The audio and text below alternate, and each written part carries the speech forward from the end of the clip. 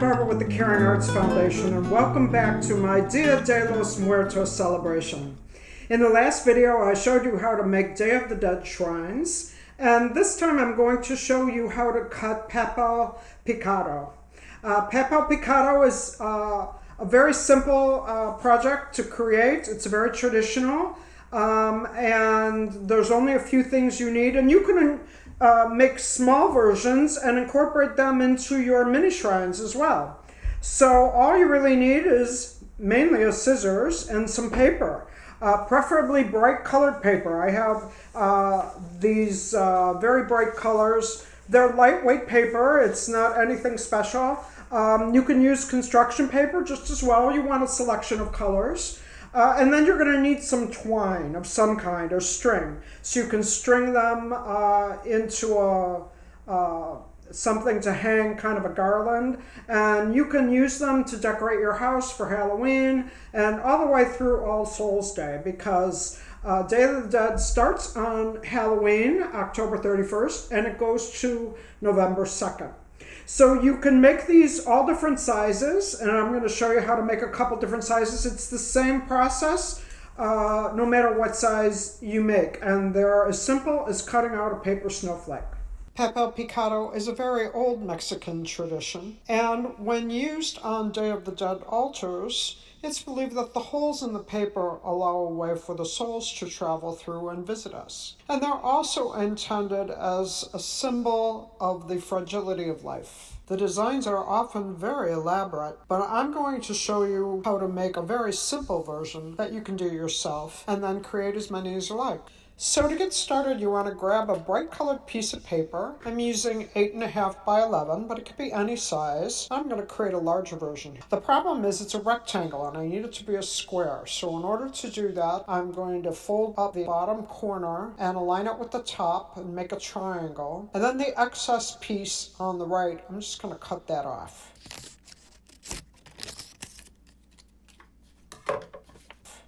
And now I've got a square. And then next you want to fold that in half and align the edges. Fold it in half again in the same direction. And then you're going to do that one more time. And again, try to keep the edges together. And then I'm going to, from about a half inch from the bottom, I'm going to cut a design. It's actually half a design. And I think I'm going to cut a heart, but it can be any shape you like. It could be a diamond or a teardrop. But I'm going to cut half a heart right on that folded edge.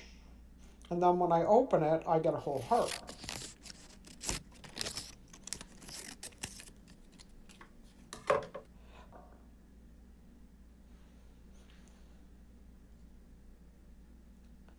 But I want to make an edge, some kind of a fancy edge. On this other one I created, I made a scalloped edge. This time I think I'm going to make points. So you just want to cut off the ends to create a point at the bottom. And now when you open that up, you'll see you begin to have a border. And it's all the same. So to continue, I'm going to fold it in half the other way. In the other direction, I get almost kind of a square again. And I'm going to keep my design on the outside and I'm going to fold it into a triangle. And I can see where I've already cut because I want to make sure I don't cut into those designs that I've already cut. So on the folded edge, I'm going to cut some more designs, and they can be whatever you want.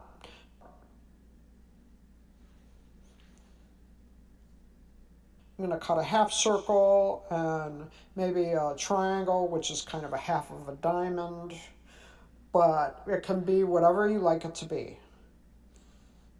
And then when you open it up, you see how it's progressing.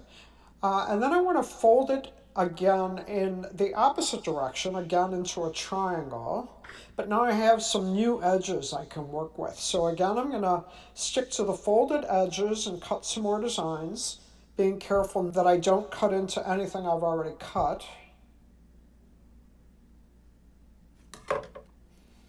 And then when you open it up, there are some additional folded edges, so we can make use of those and cut some more designs out there.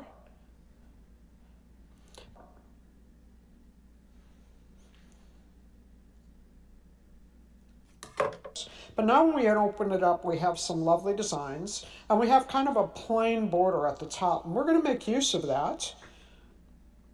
We're going to fold that over at the top, and that gives us an edge that we can attach to the end of an altar, or we can attach it to a string and create a garland.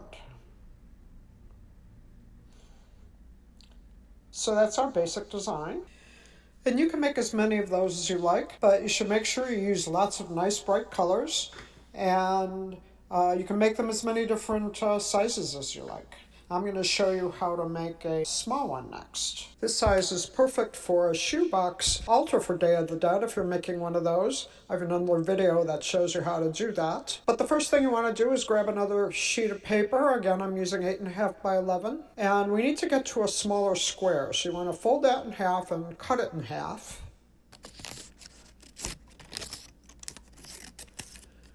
And then you want to fold it in half again. And once again, cut it in half.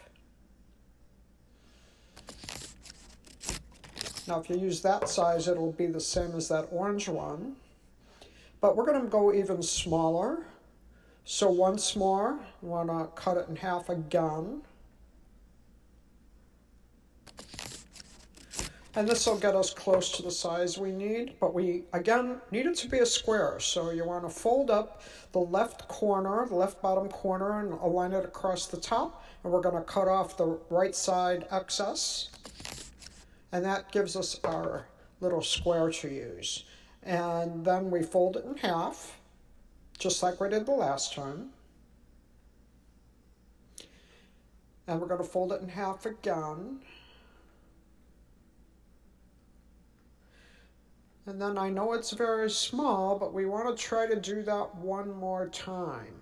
It's difficult to keep the edges together, so you want to try to do that.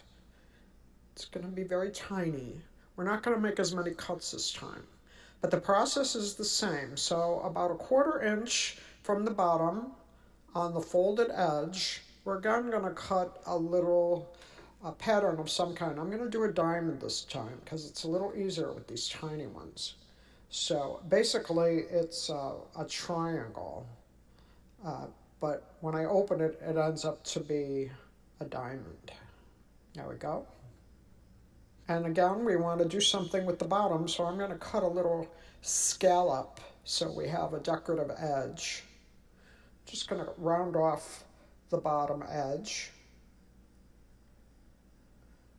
So we'll end up with a scalloped edge. There we go. And then to cut some more designs, once again, we want to fold that in half. It'll be kind of a square. And then create a triangle so that the cuts I already made are on the outside, so you can see those. And we want to try not to cut into those. So once again, on the folded edge, we're going to cut some more patterns. Maybe I'll do a little circle this time. It's almost like a little teardrop. And then again, you're going to fold it into a triangle again, but going in the other direction. So we have some new edges to work with.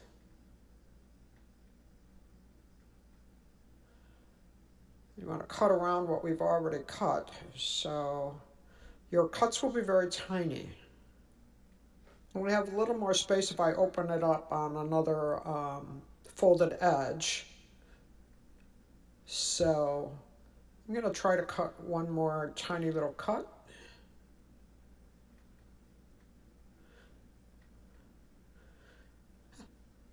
Maybe one more I think I can fit. They're always going to be very small when you're working with this tiny size. And then when you open that up, we have another beautiful set of designs, but we still have that kind of blank edge at the top, so I'm going to fold that over. And then I'm going to add this to the garland I have already started. So I'm going to put that folded edge, I'm going to put the string inside that folded edge. Tuck it in there. And then I'm going to use some tape to tape it down. You need some kind of tiny pieces of tape.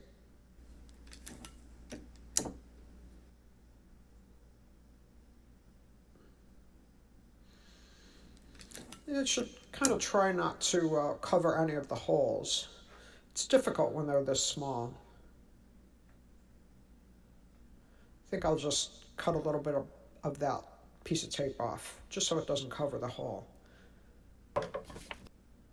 And there we go. And you can just keep adding more pieces and make it as long as you like. Like I said, these smaller sizes are really perfect for decorating a Day of the Dead shoebox style altar. If you're making one of those, you should take a look at my video on that. You can just hang a garland across the front, or you can take one of the medium-sized ones and just attach it to the side or the back, or you can even put this on a larger altar or make a larger garland. And that's all there is to it.